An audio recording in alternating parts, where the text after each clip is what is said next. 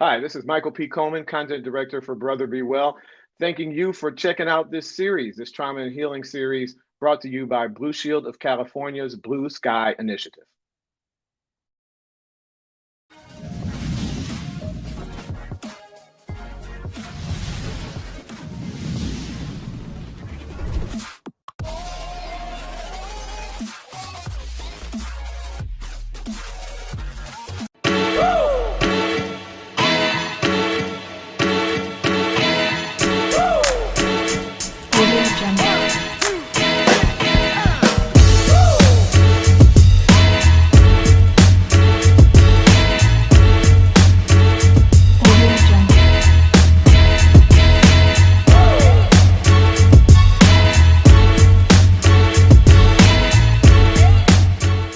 Before we pivot away from this, Jaron, let's touch base with you. What are your thoughts about community coming together? How powerful do you think it is? I have to also say that for our Hawk Institute mentors, y'all are the community that are really making the difference. I think every day I've got so much respect for that mentoring work that's being done right in the schools. And I'm remembering myself and thinking the best teachers, we didn't have mentors right in the schools. I grew up in Metro Detroit. But the teachers that just took a second to check in, man, and just say, hey, what's going on? And you say, oh, nothing, I'm cool. And then they could see, no, wait, don't just brush me off. I remember one teacher saying, Mike, I could tell you're not cool. You're not yourself. What's up? And I will never forget those conversations. So hats off to the Hawk Institute folks. But Jaron, what do you think about the power of community in making a difference against such a formidable force as ACEs exposure? Well, similar to Mr. Warren, I lived in a pampered or sheltered type of environment where I had a very low ACEs score. My ACEs score was actually 4, including discrimination, and I consider that pretty low. But I think community has a certain power on people. For like me, my mentor who helped me when I was just down low and struggling was my barber. And my barber, he has kids. He's been through a lot. He's experienced a lot. He's been through rougher times than I have.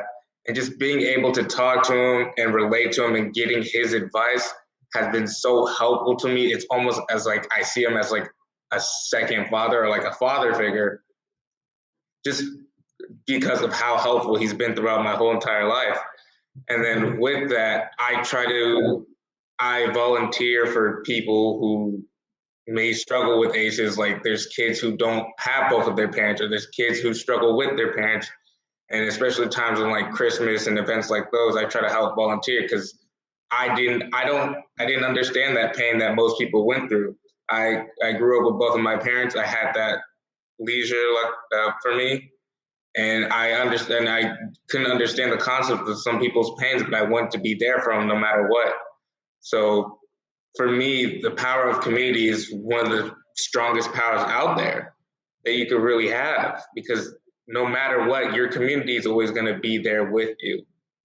And I feel like that's something that can carry on for long term.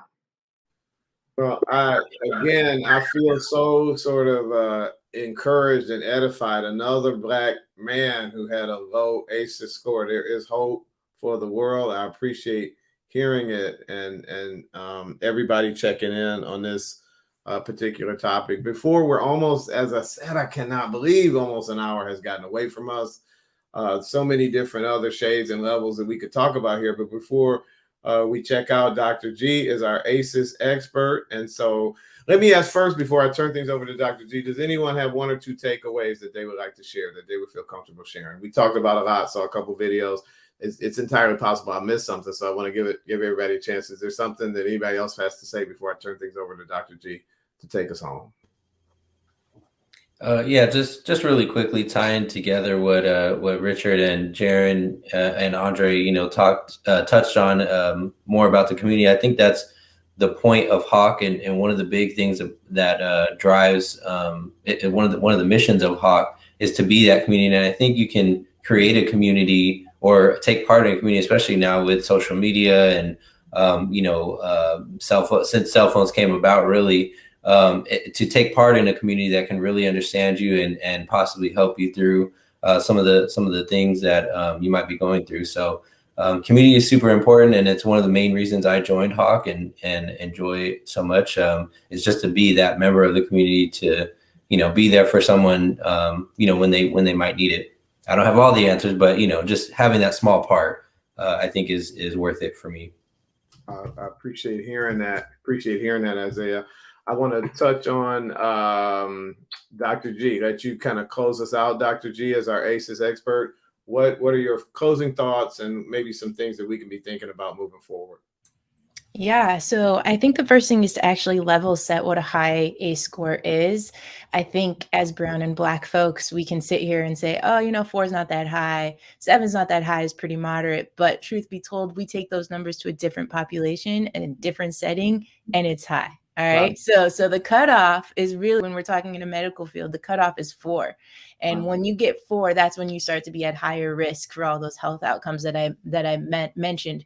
But I think it's important, the conversation that we're having in this setting, we are all like lowering that number and being like, it wasn't that bad. It's not that bad. But truth be told, all right, we're getting up there. I'm a 4 too. So I see you over there. Do you think that, you want me to cut you off, but do you think that speaks to the resiliency of Black folks? Maybe that part of it's Isaiah's influence on me. I've only known him for a few weeks, but part of me, I think we have learned from the cradle to sort of, kind of power through. And I don't know that that's the healthiest of activities either. Sometimes when we close out, I'm going to say, wow, I scored a 7. 4 is high and I'm a 7. That's up there. Right. Yes. Yeah. I mean, systemically, historically, we've been told that you just kind of got to deal with it. It's just part of the course, is part of life, and it's always going to be that way. And that's not the case. And I love that video because what it brought up is what we call protective factors. And protective factors are really what come into play and make it so that resilience is actually activated. You talked about taking action, and protective factors are the activators that really come in, and they either literally will come in and protect all of the things inside your body that are going on with ACEs and toxic stress, but also they help a community become a resilient community. And so that's part of the work that I get to do. And I love that you mentioned your barber, because one of the things I got to work on was actually training barbers in Dogpatch and Bayview to have difficult conversations. So just like to be able to validate, hey, I know that this is going on for you and it's not normal, it's all good, and that's totally fine. And to just give unconditional regard of just hearing people out for exactly what their experiences are. I think the important thing about ACEs is that we, as much as I love therapy and I love the therapy room, the truth is that it's not really accessible for a lot of different reasons. The main reason, though, is trust. Like, that is a really big deal, to go into a room and not a lot of therapists look like Malik. If a lot of therapists look like Malik, I might be more like, yep, everybody get in there, right? But it's difficult to have these conversations that are already super hard to have with somebody who doesn't look a thing like you and most likely cannot relate to anything you are saying. And so you have to tell a story on top of your story. And then you just get pushed down even more, because now the ACEs are like the secondary story, because now you're having to explain all this other stuff just because of the color of your skin. And so I think that we need to meet people where they are, like barbers. If we can have barbers having like difficult conversations and being trained to have those conversations and be ACEs and trauma informed, if we can have people over in like GameStop, right, and having those conversations of like, yo, man, I know you were in here last week. What's going on? What's the new game, right? All of these different places, our coaches are, listening to the mentoring that's going on in the schools. So the more like trauma informed folks we have in places that are already existing, the less of a lift it is for communities. I look at Bayview and I see they have a lot of stuff going on. And for me to come in and say, hey, let's just add one more program, that's not going to work. That's going to be a burden. And so I need to think about, what does Bayview already have? They have the Rafiki Coalition. They have all the stuff going on Palu that's like a general like hangout place that we just need to meet people where they are and teach them to have these conversations. So I think that the takeaway for me for ACEs is, it's never too late. Early is better, but it's never too late. And the second thing is that if we can build in those 5 powerful things that we saw in that video, those protective factors, into a community, then we can have less expectation of our individuals to deal with it on their own. Really powerful, Dr. G. I appreciate it. And those 5 things I'll summarize really quickly: strengthening economic support for families, changing social norms to support parents and positive parenting, providing quality childcare and education early in life. The 4th, enhancing parenting skills to encourage healthy child development. And the 5th one, intervening to lessen harms and prevent future risks. Dr. Brianna Gentile, Senior Product Designer and Researcher with Safe and Sound. Thank you so much for being a part of this. You're an honorary brother, and that brother be well. We appreciate you. Thank you. I appreciate you all. Our three of our superstar youth contributors, Richard Toledo, Jaron Taylor, and Ted Gatia. Thanks, guys. I really appreciate y'all all the time. Thank you. Anytime. Thanks. Want to thank our folks from the Hawk Institute, Andre Warren, he's the COO over there, and 2 of their mentors, Isaiah Matthews and Jonathan Murray, 2 Hawk Institute mentors. Really appreciate y'all. And Malik Sampson, it was interesting, and just as you were talking about Dr. G, if other therapists look like Malik sent us a note. He's got a client that had an 8 o'clock appointment today, so he's so committed. He sandwiched us in as he could. We appreciate Malik all the time. He'll see this video.